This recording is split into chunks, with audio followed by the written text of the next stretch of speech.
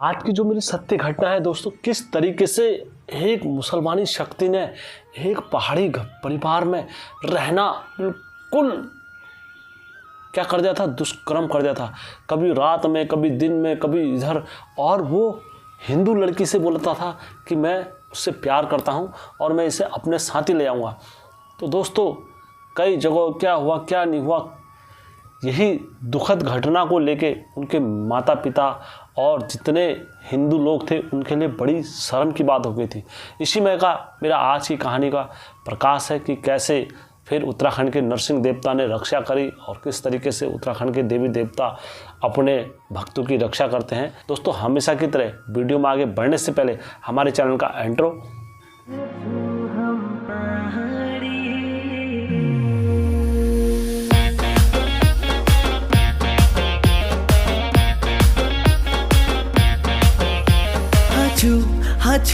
हाचू हम पहाड़ी। जय बीरकारा बजरंगी, हर हर हर हर हर हर हर हर हर हर महादेव।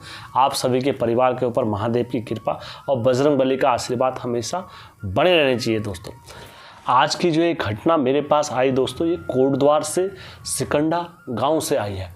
और जिस किसी भाई को इस घटना का सत्य प्रमाण वगैरह कुछ भी अगर आपको चाहिए तो आप हमारे व्हाट्सअप ग्रुप पर आकर आप वहाँ पर बोलेंगे यार ये कहानी किसके द्वारा आई थी, तो आपको अवश्य वहाँ इसका प्रमाण मिल जाएगा। और आप लोगों से मैं कहानी में आगे बढ़ने से पहले विनती करता हूँ, गुजारिश करता हूँ, निवेदन करता हूँ कि यदि कोई ऐसी सत्य घटना आपके पास भी है कि वाकई में आपको लगे कि यार हाँ मुझे अपने स्थानीय देवी देवताओं का भला करना चाहिए और उनकी दया दृष्टि का मुझे प्रचार करना चाहिए, तो आप हमारे व्हाट्सअप, टेलीग्राम, इंस्टाग्राम, फेसबुक किसी भी माध्यम से आप मुझे कहानी भेज सकते हो। और आपकी कहानी को दोस्तों सत्य समझ कर ही अपलोड करा जाएगा और वो लोगों तक पहुंचाई जाएगी, उसमें कुछ भी असत्य नहीं मिलाया जाएगा।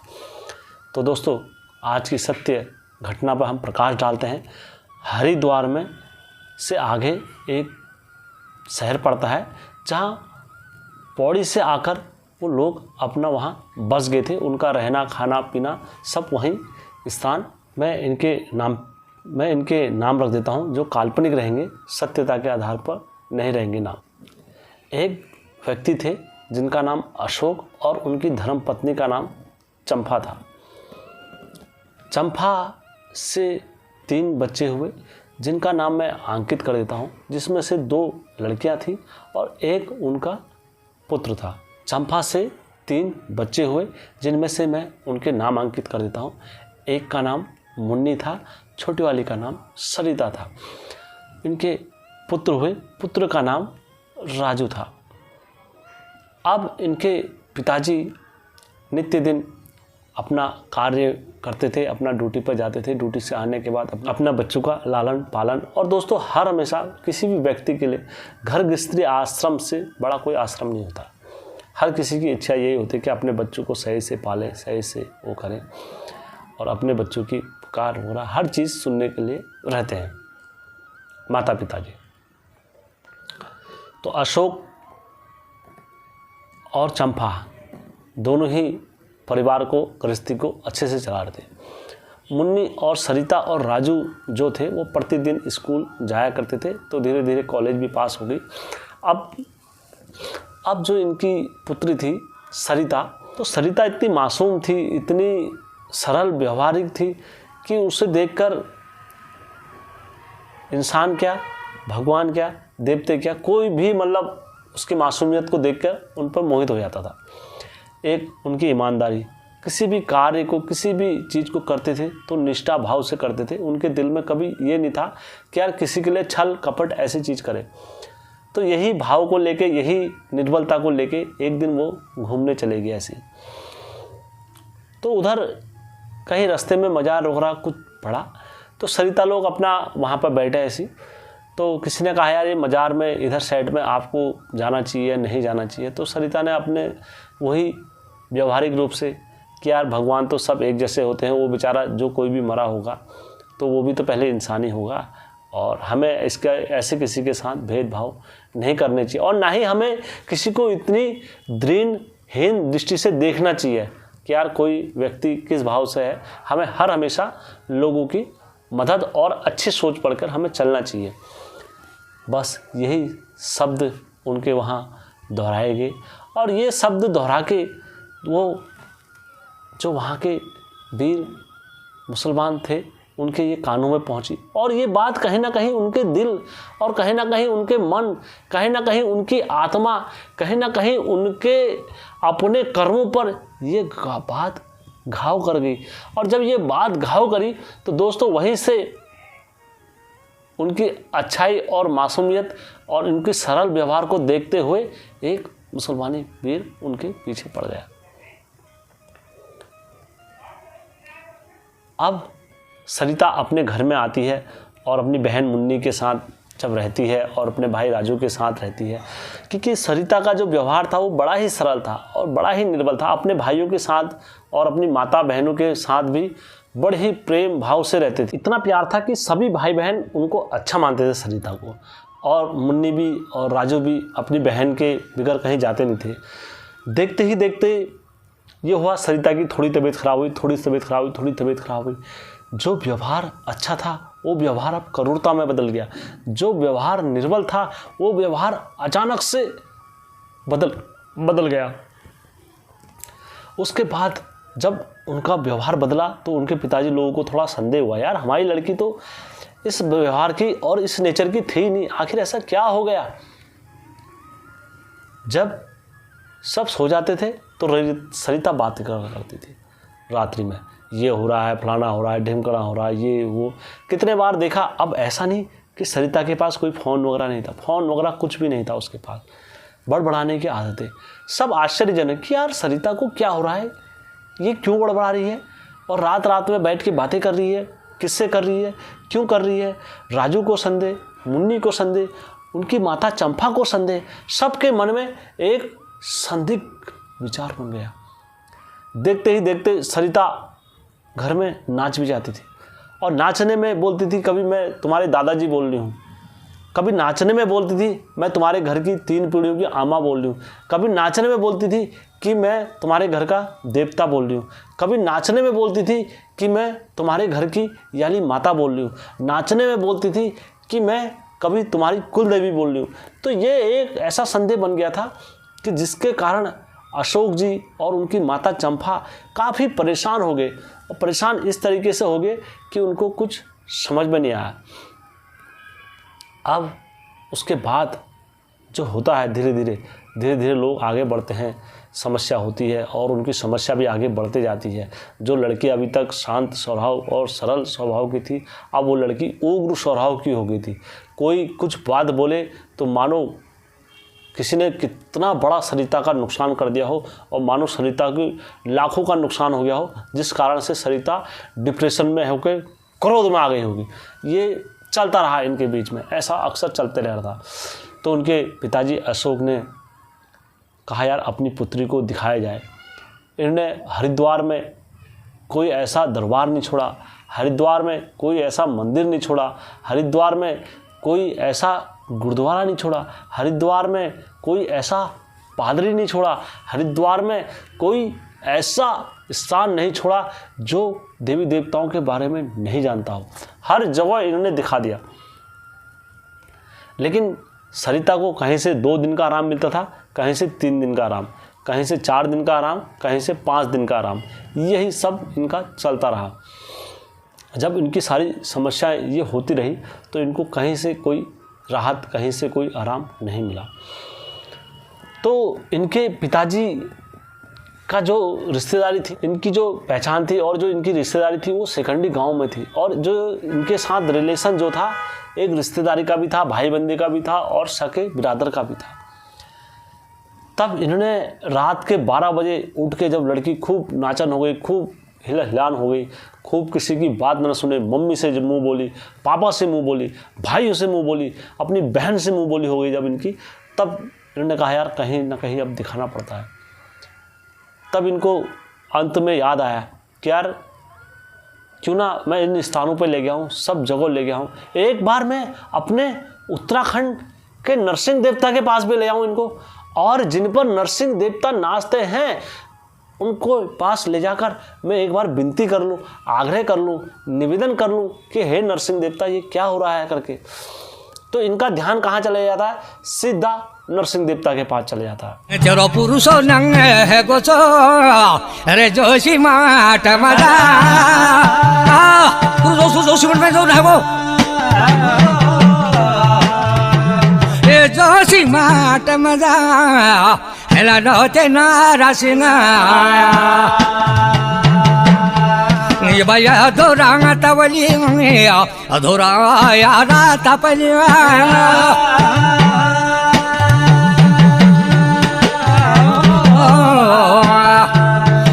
जैसे इनका ध्यान नरसिंह देवता के पास जाता है तो ये उसी टाइम अशोक को फोन मिलाते हैं, कहते हैं अशोक तुम कहाँ हो। तो अशोक का जवाब आता है कि मैं अपने घर में हूँ। तो ये कहते हैं अशोक ऐसी बात है कि तेरे वहाँ से मेरे घर में मेरी जो तेरी बहन है उसकी बहुत ज़्यादा तबीयत ख़राब हो रही है, कृपया तू आ सकता है। तो इन्होंने कहा नहीं नहीं मैं नहीं आ सकता हूँ, यदि तुम्हें इस कार्य हेतु आना है तो आप मेरे वहाँ आइए और मैं अवश्य ही आपको विश्वास दिलाता हूँ, आपको विश्वास दिलाता हूँ आप जब यहाँ आओगे तो मैं आपका कार्य करने से पीछे नहीं हटूँगा। और चंपा दूसरे दिन अपनी लड़की सरिता को पकड़ते हैं कार में, और कार में सीधा कहाँ ले जाते हैं, कोटद्वार सिकंडी गांव में ले जाते हैं। जब वहाँ ले जाते हैं, ले जाने के बाद इनको बैठाया जाता है। बैठाने के बाद 10 बजे करीबन बैठने के बाद जब नरसिंह देवता ने भी अपना आसन लगाया, आसन लगाने के बाद फूल और चावल थोड़ा चढ़ाते हैं, तो उनकी जब गद्दी लगी, गद्दी में जब बैठे रात लागी गोछो नते नरसिंहनी रात लागी गोछो नते नरसिंहनी तुम्हारो भगत छो मैं कुछ। तो बैठने के बाद जैसे इनने दाढ़ियाँ वगैरह देखी तो इनने कहा यार इस पर तो लड़की पर तुम्हारे छल है और ये कोई मुसलमानी छल है जो इस लड़की को परेशान कर रहा है और छल रहा है। तुरंत सरिता हंसने लग गई, तुम कौन हो जिसने मुझे पहचाना है, तुम कौन हो जिसने मुझे पहचाना है। तो वो बोलते हैं तू मुझे नहीं पहचानती है लेकिन मैं तुझे पहचानता हूँ, अगर तुझे पता लग जाएगा मैं कौन हूँ तो तू इतना यहाँ पर इस तरीके से वार्ता नहीं करेगा। फिर वो ज़ोर ज़ोर से हंसने लग गई, तुम अभी मुझे जानते नहीं हो, तुम अभी मेरी ताकत को नहीं जानते हो, मैं इनके घर की पीढ़ी की याली आमा बोल रही हूँ। इसी तरीके से वो छलने लगी, नहीं मैं घर की इनकी देवी बोल रही हूँ, नहीं मैं इनका घर का ये चौथी पीढ़ी का भाई बोल रहा हूँ। इस तरीके से उन्होंने छल करना स्टार्ट कर दिया, एक के बाद एक, एक के बाद एक, एक के बाद एक। जब छलना स्टार्ट करा उन्होंने तब दोस्तों 10 बजे से 1 बज गया। 1 बजे बाद उसने अपनी, जब नरसिंह देवता ने कहा मैं तुझे जानता हूँ और मैं तुझे पहचानता हूँ, मैं तेरी बात इसलिए सुन रहा हूँ ताकि तू यहाँ से चला जाए ये कह के, नहीं तो ऐसा नहीं हो सकता कि मैं तुझे ना पहचानूँ। मैं जानता हूँ तू एक शैतान है और शैतान के भेष में रंग बदल रहा है। तब वो हंसने लग गया खूब ज़ोर ज़ोर से, फिर कहने लग गया नहीं मैं इस लड़की को नहीं छोड़ूंगा, इस लड़की का व्यवहार, इस लड़की का सरल व्यवहार और इस लड़की का दिल जीतने वाला जो आदत है वो मुझे भा गई है। मैं इस लड़की से प्यार करता हूँ और मैं इस लड़की को अपने साथ लेके जाऊंगा और मुझे कोई ताकत नहीं रोक सकती इस लड़की को अपने साथ ले जाने से। तो चंपा और अशोक रोने लगे, कह रहे यार हमारी लड़की को क्या हो गया, हमारी लड़की को क्या हो गया। तो उन्होंने कहा, मैं इस नरसिंह देवता ने कहा मैं प्यार से कह रहा हूँ तो इस लड़की को ले जा। नरसिंह देवता ने प्यार से कहा तू यहाँ से चले जा, नहीं तो अच्छा नहीं होगा। ये अब उनकी बीच में वार्तालाप चल रही है, दो जनों के बीच में संवाद बोल सकते हैं आप, तो संवाद चल रहा है दोनों के बीच में। तो वो बोल रहे हैं तू यहाँ से चले जा, नहीं तो तेरा अच्छा नहीं होगा, तू यहाँ पर मेरे दरबार पे है, मैं इसलिए तेरे को चाहता हूँ कि तू यहाँ से लड़की को छोड़ के राजी खुशी चले जा। लेकिन लड़की कहती है तुम मुझे जानते नहीं हो, अभी मेरी शक्ति को जानते नहीं हो, मुझे ये लड़की को ले जाने से कोई नहीं रोक सकता, आज क्या और कभी क्या कोई नहीं रोक सकता, चाहे तुम कोई से देवता क्यों ना हो। मैं नहीं मानता किसी हिंदू देवता को। दोस्तों ये घटना सत्य है और इसमें कुछ भी असत्य नहीं है। जब किसी पर आपत्ति बीतती है तो शायद वो लोग इस चीज़ को जानते होंगे। तब जाके नरसिंह देवता बिगर अपनी यात्रा के, बिगर अपनी धोनी के, तो वहीं नाच गए दोस्तों। और इस तरीके से नाचे उन्हें अपना नाचते अपनी धोनी में गए। धोनी में जाने के बाद राख पकड़ के लाए एक मुट्ठी, और राख पकड़ने के बाद जहाँ लड़की बैठी थी दोस्तों, उस लड़की के अगल बगल एक घेरा बांध दिया।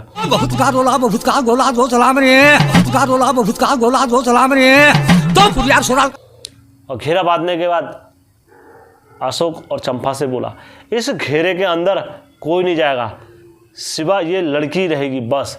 अब उनने कहा, अब तू मुझे बता कहाँ का शैतान है, कहाँ का मुगल पठान है, कहाँ का वीर है, कहाँ का लिया है तू। अब ये अगर तू ये रेखा पार कर देगा, जा, ये जोगी नरसिंह आज के बाद चिमटा छोड़ देगा।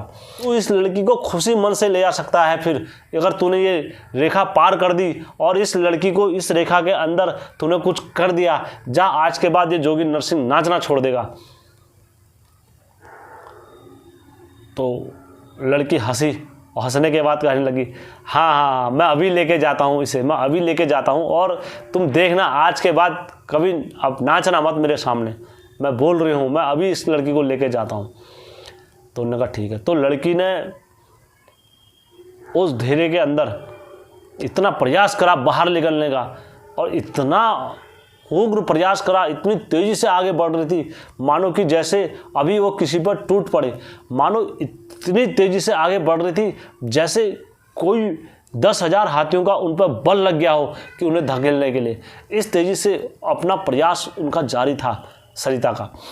और वो दुराचार शक्ति मतलब 1 घंटे तक सरिता के अंदर से प्रयास करते रही बाहर निकलने का, और रेखा से बाहर निकलने का, कि मुझे आज ये जोगी को हराना है, कि मुझे आज ये जोगी का नाचना बंद करना है, कि आज मुझे ये जोगी धोनी में ना जा पाए, मुझे ऐसा करना है। तो दोस्तों वो अपना निरंतर प्रयास कर रही थी, लेकिन दादू नारसिंह की वो रेखा को काट नहीं सकी दोस्तों।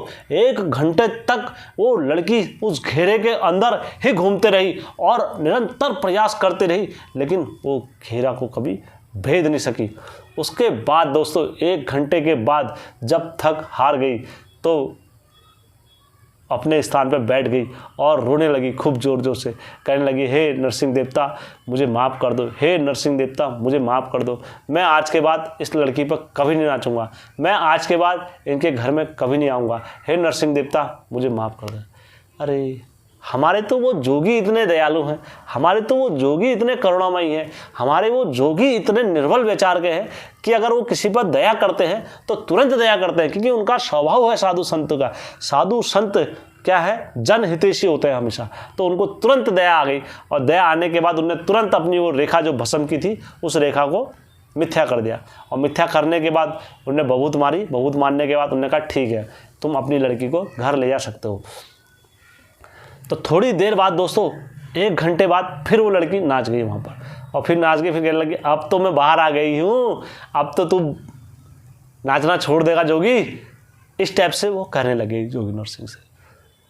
मानो जब इस वचन से उनने दोबारा बोला कि आज के बाद तुम नाचना छोड़ दोगे जोगी, मानो जब उनने ऐसी बात बोली दोस्तों, तो मानो वो नरसिंह देवता के दिल में घाव कर गई, मानो वो बात जोशीमठ पहुंच गई, मानो वो बात ऐसे देवताओं में लग गई हो कि मानो अभी लहू लुहान हो जाएगा।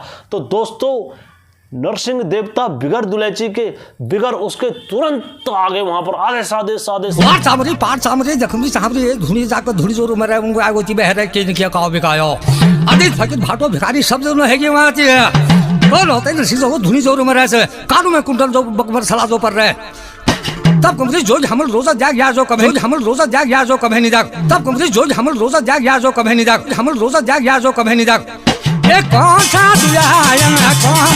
सादे सादे सादे सादे सादे सादे सादे सादे सादे सादे सादे करके और अपना चिमटा और वहां पर जो फड़वा था तुरंत उनसे कहा ये फड़वा चिमटा को मेरे थोड़ी में गर्म करो।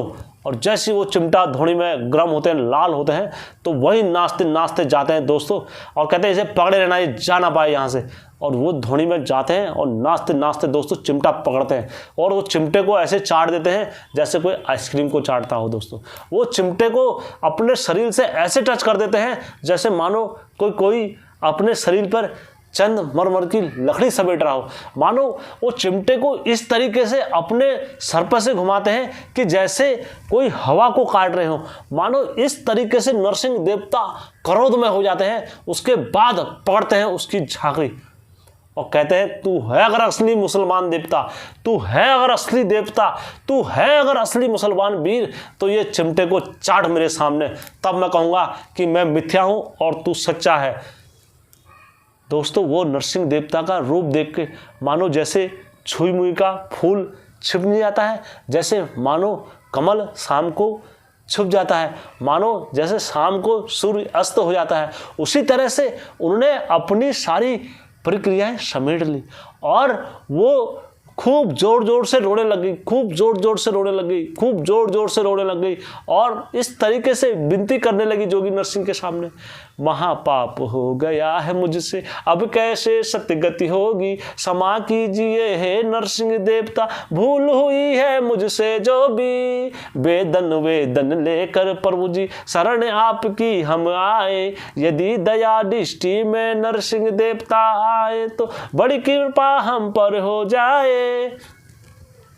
नरसिंह देवता कहते नहीं, तू छलने वाला वीर है, तू कोई मामूली वीर नहीं है। अगर तू नहीं छलता तो पहले वचन में ही जैसे तेरे मुगलों ने मुझे वचन दिए हैं तो उसी वचन पर रहता। अब तेरा निश्चित ही है ये अग्नि में जलना। तो दोस्तों वो लड़की बड़ी ही सरल स्वभाव से नरसिंह देवता के उसमें माफ़ी मांगती है, हे नरसिंह देवता, जो कुछ भी हुआ है मुझे तो पता नहीं, लेकिन तुम दया दृष्टि हो, तुम करुणा अवतारी हो, तुम विष्णु अवतारी हो, तुम दूधाधारी हो, तुम सारे देवताओं के मालिक हो। हे नरसिंह देवता, कृपया कर मेरी ज़िंदगी बचा लो, इस मुगल पठानों से शैतानों से मेरी ज़िंदगी बख्श दो नरसिंह। तब नरसिंह देवता कहते हैं तुझे किकरी डरने की ज़रूरत नहीं है, तू मेरी शरण में आई है, तेरा न्याय 100% होगा आज। तब जाके नरसिंह देवता 3 दाड़ियाँ पकड़ते हैं, दाड़ियाँ पकड़ने के बाद उसके सर में से घुमाते हैं और अपनी झोली में डाल देते हैं और झोली में डालने के बाद कहते हैं जा आज के बाद तू यहाँ से बाहर निकल के दिखाना। और उस दिन के बाद वो मरहाड़ वचन देता है नरसिंह देवता को कि मैं कभी इस लड़की पर दोबारा इस लड़की के शरीर में कभी नहीं आऊँगा नाचने के लिए, हे नरसिंह देवता हमें क्षमा करो। तब जाके नरसिंह देवता दया दृष्टि में क्षमा करते हैं।